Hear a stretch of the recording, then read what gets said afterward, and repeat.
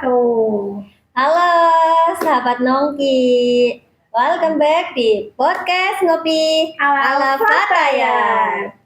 Gimana hari kalian? Masih sibuk dengan deadline? Atau lagi scrolling nyari jati diri di media sosial? Ngomongin soal anak muda zaman sekarang, kayaknya hidup tuh penuh banget ya. Ada kulineran, ada konten, karir, sampai urusan healing. Terus tiba-tiba ada yang ngajakin, ikut organisasi yuk. Respon pertama kita apa? Pasti kebanyakan bakal bilang, mager atau rapat mulu. Terus yang paling sering, emang masih relevan ya hari gini ikut organisasi? Nah, di episode hari ini kita nggak bahas teori yang berat-berat. Kita bakal deep talk soal satu pertanyaan simple tapi ngena banget, yaitu organisasi why not? Kenapa sih di era yang serba digital ini, serba instan, tapi malah justru butuh wadah buat kumpul bareng? Apa benar organisasi cuma bikin sibuk atau jangan-jangan ini adalah shortcut buat kita punya value yang lebih tinggi dibanding yang lain? Bareng saya Yuyun Dan saya Latifah, kita akan bedah tuntas kenapa organisasi itu bukan cuma soal seragam dan rapat, tapi soal networking, mental health, and impact. Dan hari ini kita nggak berdua aja nih. Betul. Sudah ada nih Kang Nafifudin yang bakal bagi POV kerennya soal dunia organisasi. Wah, bakal seru banget nih. Selamat datang, Yes. Kang Afif ya. Kang Afif. Mbak Apip. Maafin, Kang Afif, apa nih kesibukan di bulan puasa ini? Kesibukan di bulan puasa masih sama. Tadi sempat disinggung masalah networking, tapi saya networking internet. Masih sibuk nyambung kabel biasa. Di Tetap samping, semangat ya. dong ya, walaupun puasa. Atau udah punya ini mokel berapa kali? Wah, enggak dong, masih aman. Oke, mengenai organisasi nih Kang, boleh Siap. dong ceritain dulu pertama kali terjerumus ke organisasi itu karena terpaksa diajak teman atau panggilan hati. Betul. Awal mulai saya berorganisasi memang dulu sebelum saya di Ansor saya sempat aktif di Karang Taruna, kebetulan di kecamatan, dan kemudian ya yang jelas dalam berorganisasi seringnya karena teman. Dan mungkin kita tahu-tahu panggilan jiwa jarang sekali. Karena ya itu tadi pentingnya organisasi nantinya akan membangun network jaringan. Nah kita akan ikut jaringan itu otomatis kan karena ajakan. Saya pun sendiri saya akui saya itu di organisasi khususnya di Ansor itu memang ya diajak lah, awal mula diajak. Kemudian juga memang karena kita sudah beberapa kali ikut organisasi yang lain, tapi kemudian passion saya mungkin lebih di Ansor, lebih di NU. Akhirnya saya ikut PKD, ikut di Rosa Ula, ikut pengkaderan Diklat Satbansat dan lain-lain. Begitu. Untuk pertanyaan selanjutnya nih dari sahabat Nongki semua ya. Apa sih stigma tentang organisasi yang paling sering sahabat dengar di desa kita ini? Kalau stigma berarti arahnya ke negatif ya. Biasanya lah Iya, biasanya. Stigma negatif organisasi kadang-kadang itu kita dalam berorganisasi kadang-kala sering dicap sebagai cuman kumpul-kumpul nongkrong-nongkrong tidak ada guna. Itu bagi mereka yang memang tidak pernah dan tidak mau ikut dalam berorganisasi. Ketika kita tahu progres bagaimana kita menjadi kader, harusnya stigma seperti itu tidak ada. Organisasi itu bagus selama memang sesuai dengan substansi organisasinya. Kalau stigma negatif ya biasalah, apa sih barang yang menurut orang selalu benar, tidak ada lah. Kita melakukan benar pun disangkanya masih ada yang salah. Betul. Betul sekali nih sahabat Nongki, pastinya juga merasakan seperti itu di luaran sana ya. Yang jelas kayak gini, dalam berorganisasi kita menemukan ukhuwah persaudaraan. Kita lebih apa sih namanya? Rasa care kita terhadap sesama itu ketika dalam berorganisasi itu lebih ada. Memang tanpa berorganisasi kita tidak bisa berbuat itu. Bisa mungkin, tapi lebih baiknya kita berorganisasi. Supaya lebih mudah dan makin ringan gitu ya. Betul, Pak. karena yang jelas kayak gini, prinsip awal kita dalam berorganisasi kan kita tahu lah, kita paham semua, kita orang NU pasti paham tentang itu. Khairun nas anfa'uhum linnas. Manusia terbaik adalah manusia yang bermanfaat bagi yang lain. Untuk kita menjadi orang yang bermanfaat, iya mungkin bisa dengan individu kita, tapi kayaknya kurang maksimal. Tetap dengan organisasi kita akan lebih bisa memberikan dampak yang lebih luas. Itu pasti. Jadi harus. Aduh. Nih, sebagai orang yang sudah lama di NU, apa perubahan yang paling signifikan yang Kang Apip lihat khususnya di gerakan Fatayat ya dulu dibandingkan sekarang? Ya kalau Fatayat dulu kan kita tahu lah di NU itu ada NU kultural, ada NU struktural. Di mana NU kultural itu ya yang kadang-kadang kita kumpul-kumpul nggak tahu apa-apa, tahunya pokoknya kita NU. Tapi ketika di dalam NU yang struktural kita melalui proses pengkaderan, kita tahu arahnya NU, arahnya Fatayat, arahnya Ansor, arahnya Ibnu PPNU itu kemana. Dan yang saya rasakan sekarang setelah di era-era sekarang gen apa bro? Alpha. Gen Alpha. Berarti di generasi jenengan Gen Z kemarin. Ya. Fatayat Gen Z khususnya itu lebih tahu, lebih tertata. Baik secara visi misi programnya dan lain-lain itu jelas lebih tertata. Cuman ada hal yang menurut saya masih harus kita benahi. Rasa kebersamaan kita di dalam seluruh Bandung. Mungkin sekarang Ansor, Fatayat, Ibnu, PPNU, Muslimat, kita sering ngumpul bareng, tapi itu perlulah dibiarkan, perlu ditambah bersatu. Nah, itu. Soalnya biasanya kita hanya kumpul ya udah kumpul, tidak ada rasa aku Saling butuh kamu butuh aku, itu nggak ada ya. Ya kayak kita kemarin kan sebenarnya kita beberapa tahun ke belakang kita selalu menggagas acara kan. Iya. Yang dimana acara itu sebenarnya kita kasih judulnya Banom NU Bogangin kan. Karena kita tidak mau kita hanya muncul sebagai Ansor atau kita hanya muncul sebagai Fatayat. Akhirnya kita kan atau Ibnu, akhirnya kita satukan dalam satu wadah Banom NU Bogangin misalkan bersolawat atau itu sebenarnya memang keinginan kami dari Ansor untuk menggandeng Fatayat, untuk menggandeng Ibnu PPNU juga bapak-bapak kita muslimin dan ibu-ibu kita muslimat untuk lebih tertata. Dan terbukti kita beberapa kali mengadakan acara.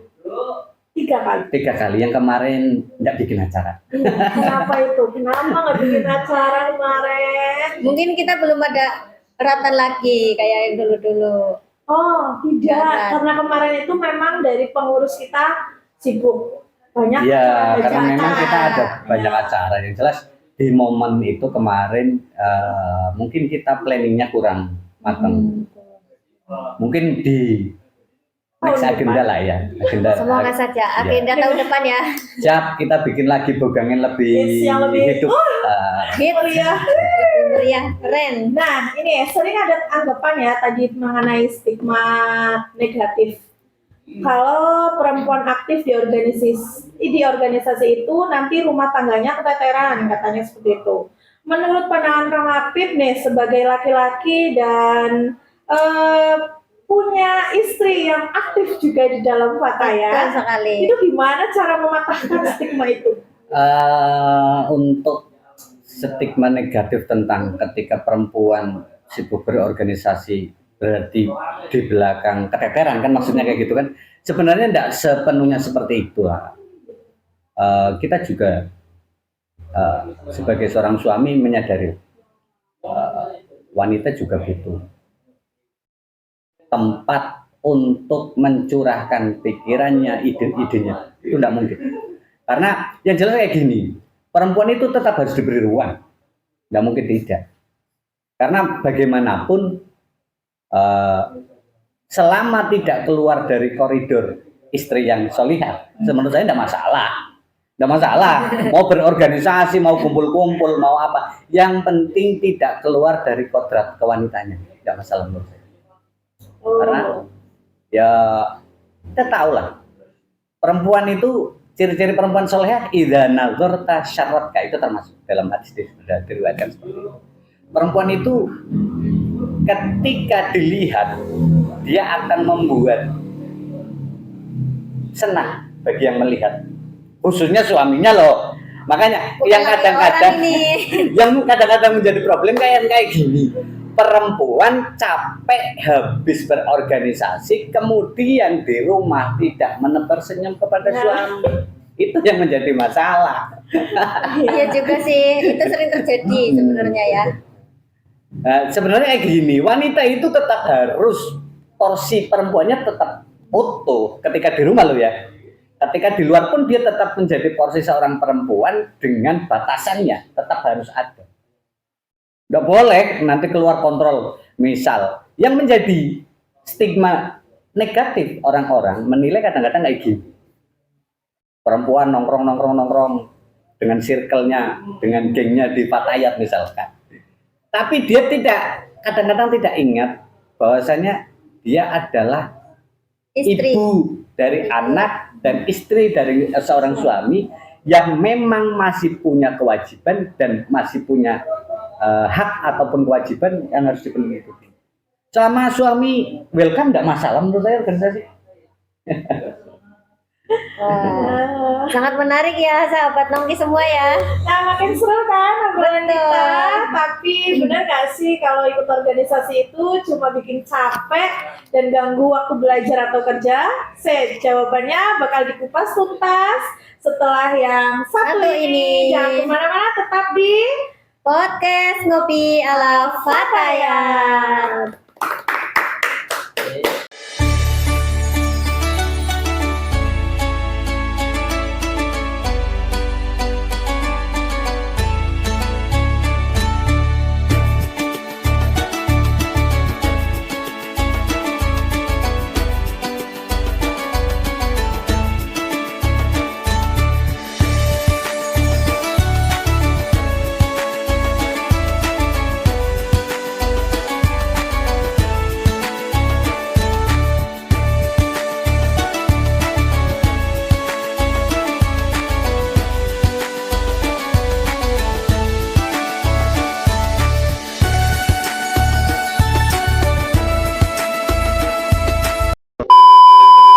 balik lagi bareng kita di Podcast Ngopi ala Fatayat. sama narasumber kesayangan kita yaitu Kang Ngafifuddin.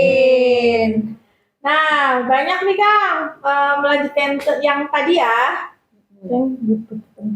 Banyak perempuan muda merasa sudah capek dengan urusan rumah tangga atau pekerjaan. Kenapa mereka tetap harus meluangkan waktu untuk Fatayat? Kalau menurut saya begini, kalau kita nurutin sibuk lah, kayak gitu kan. Iya, Kalau kita nurutin sibuk, ya siapa sih yang nggak sibuk di dunia ini? benar. Yang jelas kayak gini, kita harus punya prinsip seperti dalam kita sering dengar, kullukum ra'in wa kullukum mas'ulun an ra'iyati. Kita semua itu penggembala atau punya tanggung jawab yang mana kita akan dimintai pertanggungjawabannya masing-masing dari setiap apa yang kita urusi, yang kita gembalakan.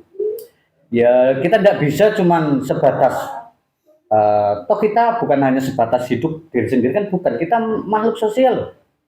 Kita tidak bisa hidup individual, tidak mungkin. Karena sifat yang bisa tidak butuh terhadap yang lain hanya sifatnya Allah. Yamuhu binafsi. Sedangkan sifat makhluk adalah ikhtiyaj li ghairi, butuh terhadap yang lain. Maka kita tetap butuh berorganisasi. Karena ya itu tadi.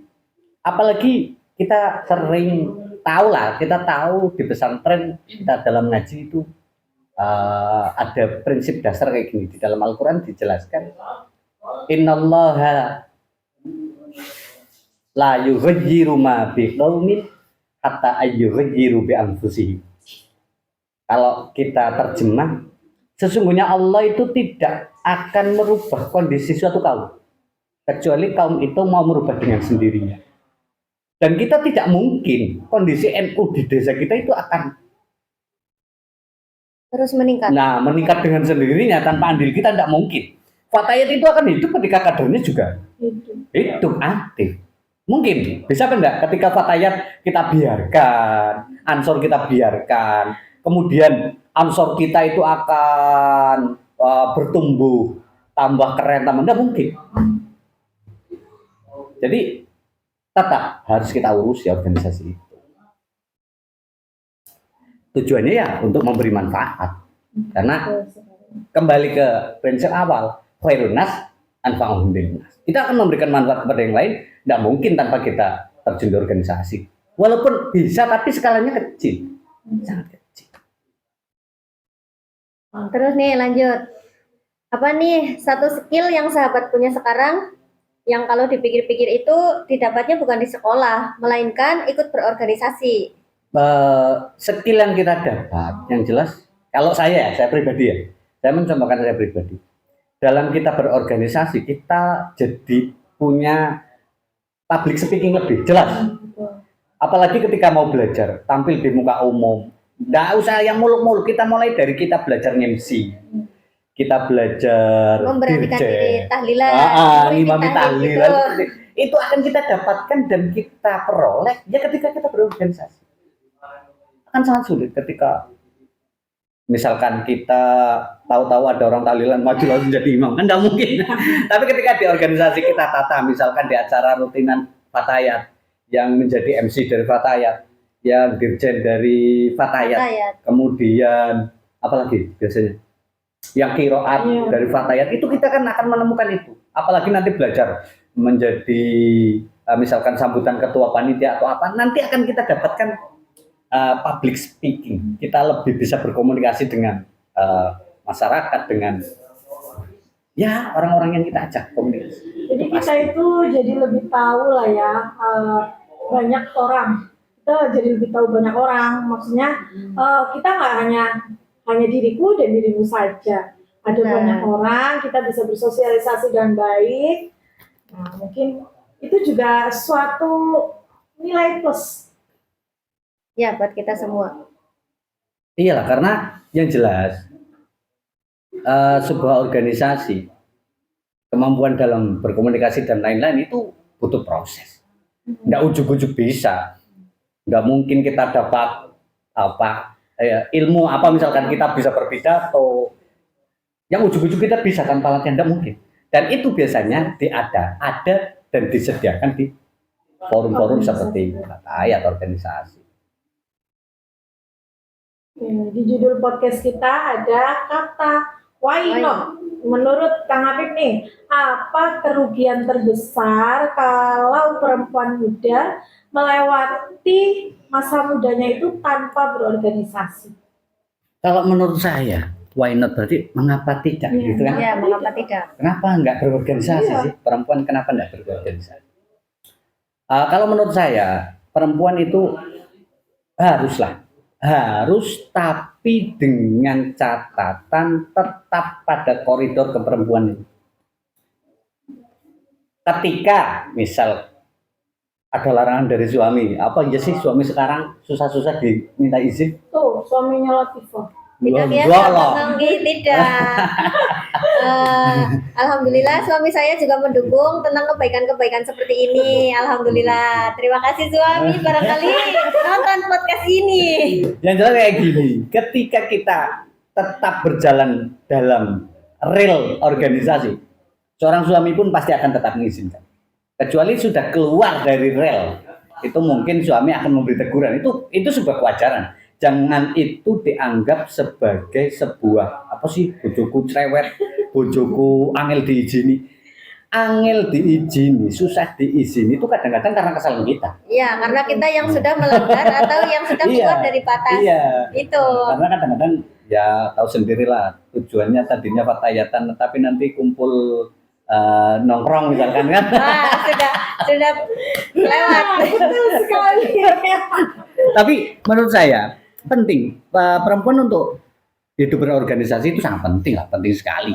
Yang jelas itu tadi berdasar pada firman Allah bahwasanya kita itu ketika ingin merubah kondisi suatu kaum kita harus ikut andil merubahnya. Nggak mungkin kondisi kaum itu akan berubah dengan sendirinya tanpa adanya kita ikut misalkan mengaturnya dengan organisasi atau apapun, kita tidak mungkin. Maka perempuan itu rugi menurut saya kalau tidak berorganisasi. Yang jelas kehilangan jaringan. Ya. Iya, karena di dalam berorganisasi network kita akan tambah. Yang tadinya tidak kenal dengan orang dari Banjar Penepen misalkan, tidak kenal dari Pandak, tidak kenal dari Kuntili, tapi karena kita berada di lingkup organisasi Fataya PAC misalkan, kita akan kenal dengan Mbak A, dengan Mbak B, dengan rekan kita siapa, dengan sahabat siapa, dengan sahabat siapa. Demikian juga di Ansor. Yang jelas network itu sangat penting, jaringan itu sangat penting karena ya tahu sendirilah, silaturahim itu jelas menambah rezeki, jelas pasti. Yang tadinya kita tidak punya link misalkan di daerah Sumpyu, karena kita punya teman, misalkan ada kebutuhan apa kita bisa cari di Bisa hubungin Sumpyu. Kalau kita buat jualannya, kita punya bisnis jualan, kita tambah teman, tambah konsumen lagi kan, tambah makin menyebar luasnya itu cepat. Ataupun kita tambah yang jelas pengalaman pastilah. Kita tahu pengalaman adalah guru terbaik. Kita tambah pengalaman, di samping tambah networking, terus juga punya kesempatan. Karena tahu sendirilah di network kita di NU khususnya kadang-kadang kita banyak link bantuan atau apapun lah, misalkan kesempatan untuk menghidupkan organisasi kita lewat wakil-wakil kita yang ada di dewan, itu kan memang butuh network. Dan mungkin kita tanpa kita berorganisasi kemudian kita tahu itu kan susah. Makanya menurut saya selama sesuai dengan tujuan awal organisasi, harus wanita itu tetap harus berorganisasi, harus. Bagus sekali jawabannya nih. Terus kenapa nih laki-laki Nahdlatul Ulama harus mendukung istri, anak perempuan, ataupun saudarinya untuk aktif di Fatayat? Apa manfaatnya untuk desa kita dan para sahabat Nongki di sana? Gini, menurut saya siapapun di belakang kita, orang tua, suami ataupun saudara kita, itu harusnya mendukung. Karena kita tahu sendirilah, hanya di NU lah prinsip-prinsip dasar beragama tetap dipegang dengan sesuai ajaran Ahlus Sunnah wal Jamaah. Bagaimana kita tahu prinsip dari Ahlus Sunnah wal Jamaah adalah tawassut, tawazzum, tasamuh dan lain-lain. Juga kita tahu lah dalam NU itu ada al-muhafadzah bi qadimis shalih wal aqdu bil jadidil asla, itu pasti.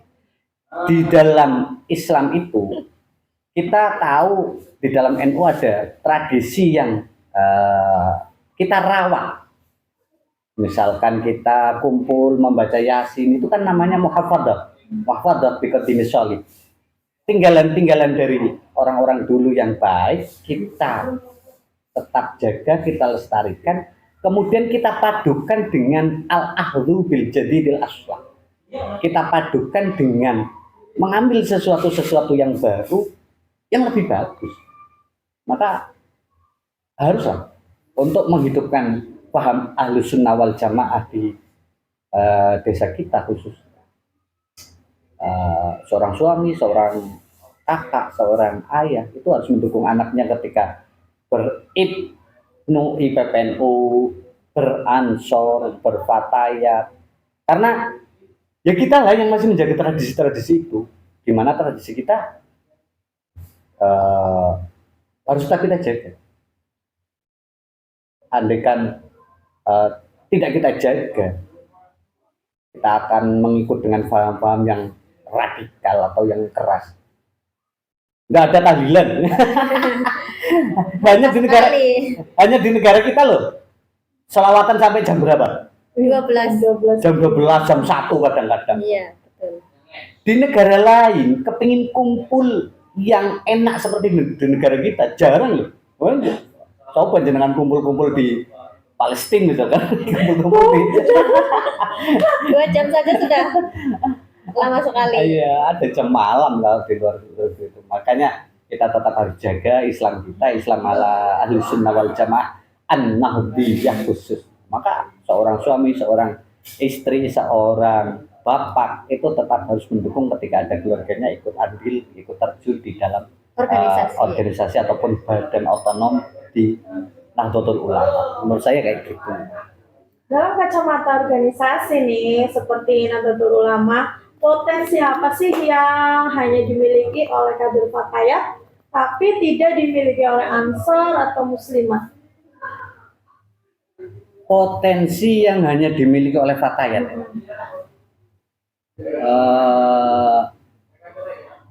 Apa ya? Menurut saya nggak bisa sih, nggak bisa. Tapi ada juga. Misalkan tidak bisa diceritakan atau mungkin tidak bisa di potensi yang mungkin hanya dimiliki Fatayat, yaitu potensi pendekatan terhadap person yang memang tidak bisa didekati oleh Ansor. Banyak loh, banyak di lingkungan kita yang memang cara pendekatannya untuk mengajak mereka berorganisasi memang hanya bisa lewat Fatayat.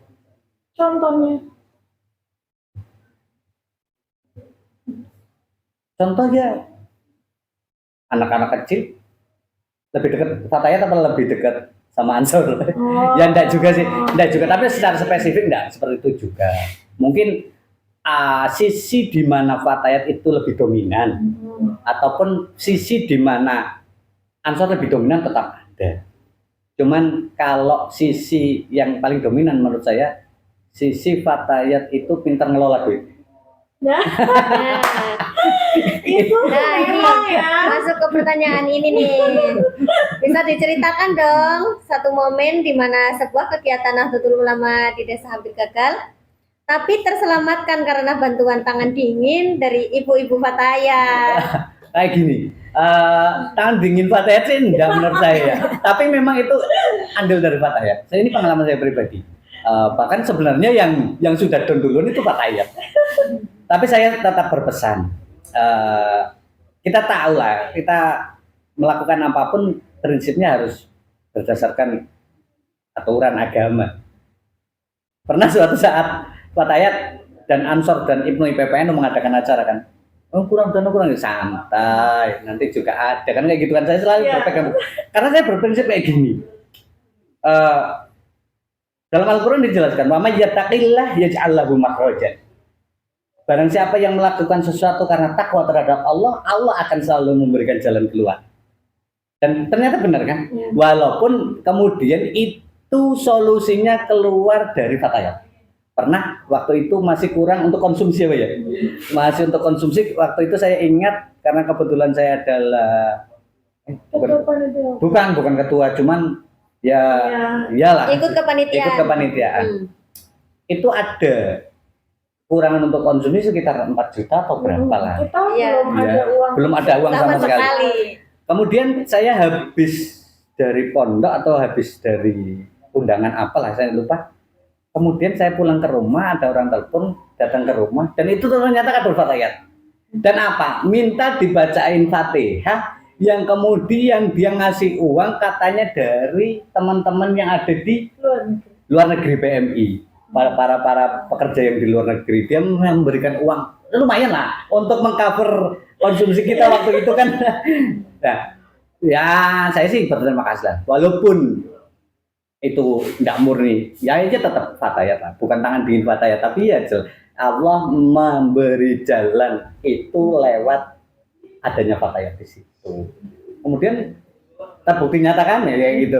Karena saya selalu berprinsip ketika kita melakukan suatu hal kebaikan, tidak mungkin kita tidak diberikan jalan. Saya selalu berprinsip seperti itu. Apapun itu, ya walaupun nanti datangnya lewat ansornya, lewat fatayatnya, lewat IPNU, IPPNU atau apapun, tapi yang sudah terjadi, kerap terjadi memang fatayat itu pintar untuk mencari duit. Berarti kalau urusan duit mah, fatayat cocok lah ya. Tapi memang beberapa kali kita mengadakan event Ansor, Fatayat, IPNU, PPNU. Kalau Kak Apip ini sudah bilang, tenang aja, uang mah ada. Semua Aku udah berjalan tenang, dengan ya. itu ya. Walaupun saya sendiri pun nggak tahu uangnya itu dari mana. Tapi kalau beliau sudah berbicara seperti itu, ya wis lah, tenang. Ya seperti itu. Ya meskipun masih ada kebimbangan ya. Iya nggak sih? Iya nggak sih gitu ya? Pertama kayak gitu. Pertama waktu acara pertama seperti itu. Tenang banget, tenang. Aduh, tenang gimana? Saya sendiri pun nggak bisa berpikir loh. Ini uang dari mana? Soalnya satu desa kan udah kita mintain semua. Uang dari mana? Suruh tenang, tenang. Perempuan nih ya, kan bingung. Nggak cuma fatayat lah. Kalau di rumah pun kalau suruh tenang, tenang, tenang, gampang lah ada uangnya. Uang dari mana? Kita nggak tahu. Kan ya harus rungsing lah ya kasarnya. Tapi ini pun hal seperti ini memang saya dapatkan pengalaman-pengalaman seperti ini dari berorganisasi. Kenapa saya berani berstatement tenang lah nanti akan ada solusinya? Karena memang selama saya berorganisasi pengalaman-pengalaman seperti itu selalu ada dan selalu ada jalan keluar. Nggak mungkin tidak ada jalan keluar. Ini Makanya sudah jawaban sangat real sekali ya karena memang dari pengalaman. iya, jadi memang pentingnya kita berorganisasi satu pengalaman itu sangat mahal harganya. Yang kadang kita tidak kita temukan di bangku sekolah ataupun kita tidak kita temukan di rumah kita, memang kita temukan dalam organisasi. Makanya pentingnya berorganisasi seperti itu.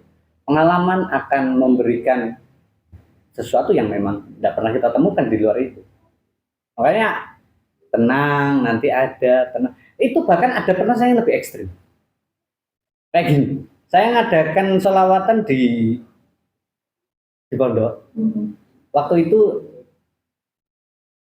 pada zuhur belum punya gambaran mau siapa yang isi. Saya hanya prinsip kayak gini. Gusti, mau bikin acara hormat Nabi ini panjenengan masa nggak ada jalan keluar. Saya berkeyakinan seperti itu. Dan akhirnya memang saya pergi sowan Mbah nyuwun donga kula ajeng ngaturi seseorang yang untuk mengisi acara ini. Ya semoga jalan saya cuma bisa berdoa tawasul lah, membaca sholawat saya perbanyak karena nanti malam acara dulu belum ada yang ngisi. Tapi akhirnya malah dapat 2 pengisi. Nah, Itu memang malah dikasih lebih. iya. Jadi pokoknya untuk hal-hal yang baik jangan pernah takut lah menurut saya. Tetap gas. Wah, begitu ya sahabat Nongki ya. Seru sekali nih pembahasan kita. Ya, kemarin juga Kang Apip bilang besok ada acara 2027 dana 50 juta cukup lah. Oke, tenang. Itu sebenarnya itu hanya ya bukan jokes sih. Itu memang saya punya gambaran nanti di 2027 di momen lahir santri saya ingin gawe acara, bikin acara yang agak besar. Walaupun gambarannya mau bagaimana belum tergambar rapi, tapi sudah ada gambaran. Ya insya Allah nanti kita bareng-bareng lah antara Ansor, IPNU, PPNU, Fatayat, juga Muslimat kita libatkan bareng. Kita bikin acara yang lebih semarak lah. Kemarin kita banyak yang mengakui lah acara kita yang 2024 berarti udah 2 tahun ya. Iya. 2024 kita bikin acara benar-benar ramai. Dan harusnya besok di 2027 harus Lebih meriah lagi. 2026 kalau memang kita bisa. Ya bikin lah, tapi saya enggak ada gambaran untuk 2026. Saya pun seperti itu. Karena mengingat ya di atas sana juga lagi dengan keuangan kan lagi ini Pak. Mungkin tahun 2027 bertepatan mungkin ada pemilihan calon kepala desa baru ya 2027. Nah, oke. Calon-calon kepala desa Bugangin, nantikan kami di 2027. Benar sekali. Ini juga bisa buat peluang sahabat Nongki ya. Barangkali ada yang mau mengikut sertakan nih. Boleh. Seru banget ya. Benar sekali nih. Dari narasumber kita, biar makin segar nih, kita rehat sejenak. Tapi jangan sambil mokel ya. Tetap stay tune di podcast Ngopi Ala Fatayat.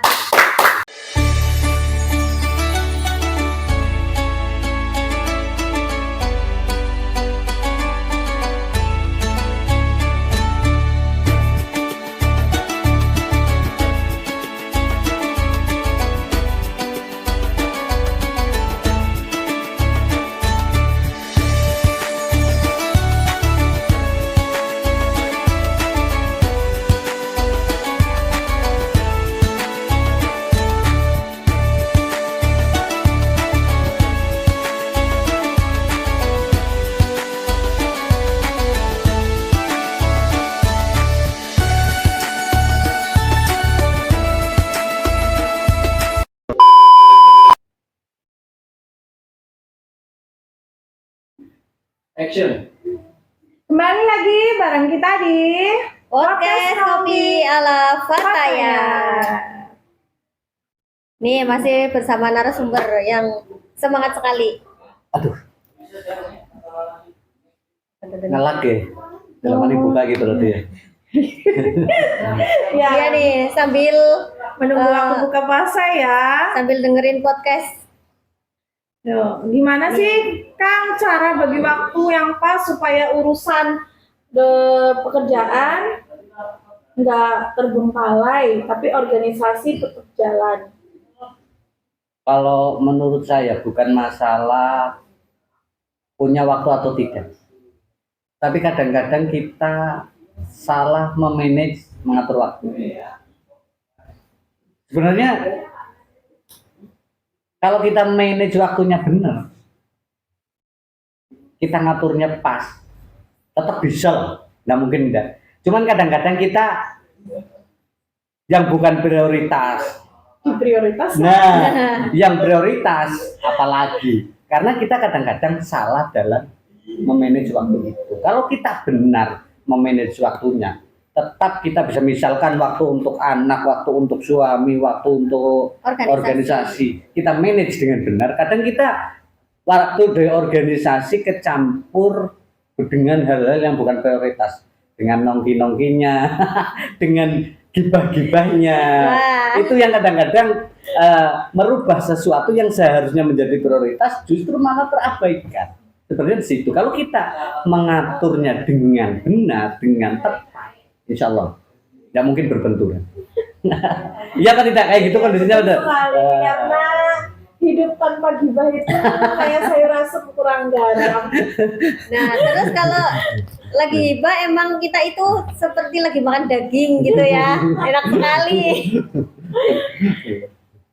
Terus nih bagi sahabat Nongki mungkin ya yang punya sifat pemalu atau merasa nggak punya bakat memimpin, gimana caranya biar bisa nyaman mulai bergabung di organisasi? Dulu di Ansor itu ada beberapa trik lah dari pengurus Ansor sendiri. Memang tidak semua orang itu langsung bisa nyampur dalam berorganisasi.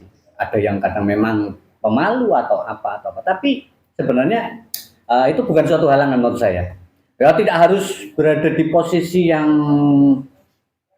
paling itu enggak lah.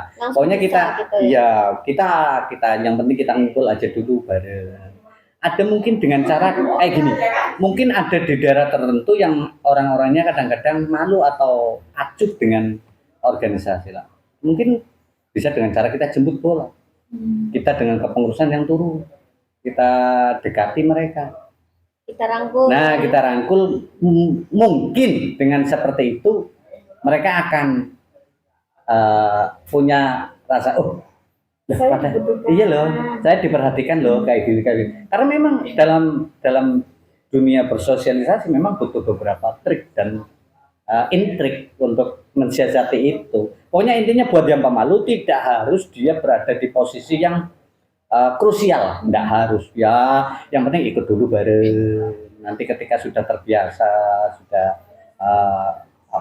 bisa. Akan menimbulkan rasa percaya diri sendiri ya. Iya, Gitu. pasti kayak gitu.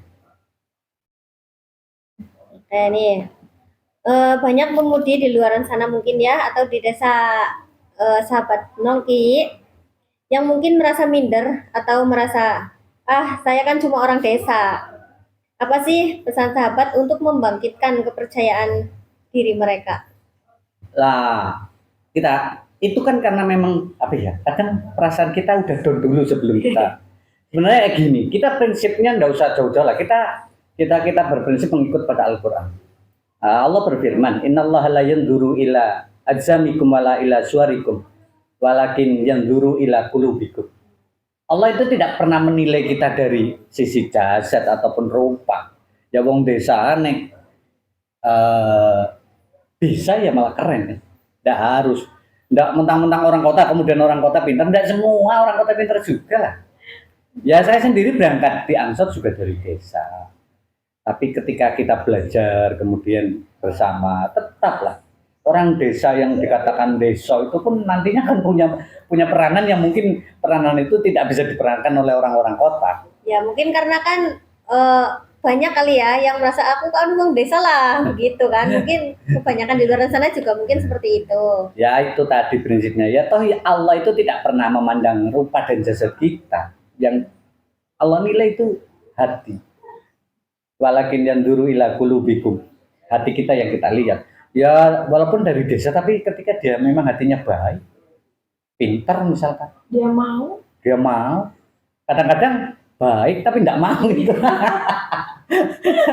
Udah dari desa sebenarnya pintar tapi enggak mau. Karena kayak gini, dalam berorganisasi ada prinsip penting yang harus kita pegang. Walaupun yang diucapkan nanti adalah rojul, tapi itu sebenarnya untuk semua. Arrojul, orang itu ada 3 macam. Yang pertama rojul kamil, orang yang sempurna. Apa orang yang sempurna? Man lahu fikrun, dia orang yang mempunyai pemikiran, wayatasawwar, dan dia mau berkumpul bermusyawarah. Orang yang benar adalah orang yang mau berkumpul, punya pendapat yang benar dan mau bermusyawarah. Atau nisfu rajul yang kedua, orang yang punya pendapat benar tapi tidak mau berkumpul, ataupun mau berkumpul tapi dia hanya diam. Yang itulah yang benar itu mau berkumpul, punya pendapat benar.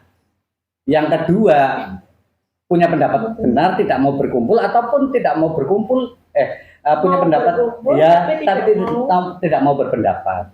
Yang jelas jangan menjadi yang ketiga. La syai'a. Orang yang tidak mau berkumpul, berorganisasi dan tidak punya pendapat, kadang-kadang malah menjelekkan. Alah, apa ya kayak fatayatan paling pada ngerumpi ini Pamer lambeannya paling seragam ini nah, ya kita tetap harus bisa meminimalisir stigma negatif seperti itu, tapi jangan kemudian kita tidak mau berkumpul, itu juga salah. Menurut saya seperti itu.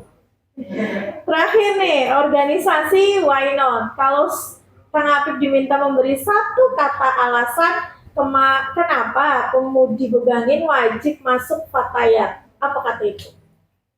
Karena diam itu tidak akan merubah apa-apa. Ya, karena diam tidak bisa merubah apapun. Iya, karena diam itu tidak akan bisa merubah apa-apa. Betul. Kalau sekali. kita ingin merubah sesuatu, ya kita harus bergerak. Kita harus berorganisasi. Diam itu tidak akan merubah apapun. Dan kita hidup itu tidak melulu tentang sebuah kenyamanan, tidak. kita harus kadang-kadang keluar dari zona nyaman agar kita bisa memberikan impact ataupun manfaat terhadap yang ada di sekitar kita. Ketika kita diam, ya paling kita bermanfaat untuk diri kita, untuk orang yang paling dekat dengan kita. Jadi satu kata dari saya, diam itu tidak bisa merubah apa-apa. Wah, ngena sekali ya sahabat Nongki ya. Satu katanya itu hanya diam.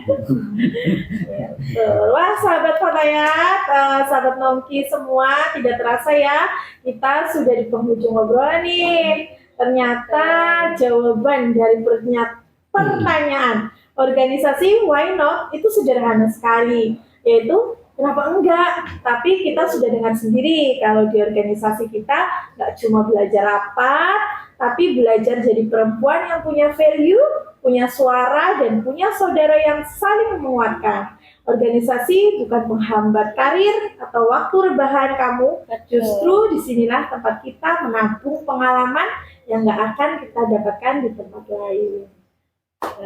Satu closing statement dari saya yang jelas kayak silakan. gini. Menurut saya hidup yang paling indah itu bukan hidup yang paling nyaman, tapi hidup yang paling indah itu hidup yang paling berarti. Seperti tadi sebelum ini saya kutip, diam itu tidak akan merubah apapun. Kalau kepingin berarti kita punya manfaat untuk yang lain, ya kita harus bergerak. Kayak gitu menurut saya. Oke, terima kasih banyak Ya, terima kasih. Siap. atas inspirasinya hari ini. Benar-benar membuka perspektif kita ya. Kalau Ya, pemudi desa benar. itu juga bisa keren dan berdaya lewat jalur organisasi. Betul sekali. Jadi buat sahabat Nongki di sana yang mungkin tadi ada yang punya sifat malu itu, ya tadi sudah dibahas, bisa diterapkan oleh sahabat Nongki semua di sana ya. Nah, buat sahabat Nongki yang masih ragu, yuk bisa datang ke sini Nongki bareng kami, atau bisa tulis komentar di bawah. Bawah ini. Terima kasih sudah mendengarkan episode kali ini. Jangan lupa share podcast ke sahabat yang lain, dan sampai jumpa di episode selanjutnya. Saya Yuyun. Dan saya Latifah. Wassalamualaikum warahmatullahi wabarakatuh. Wabarakatuh. Bye bye.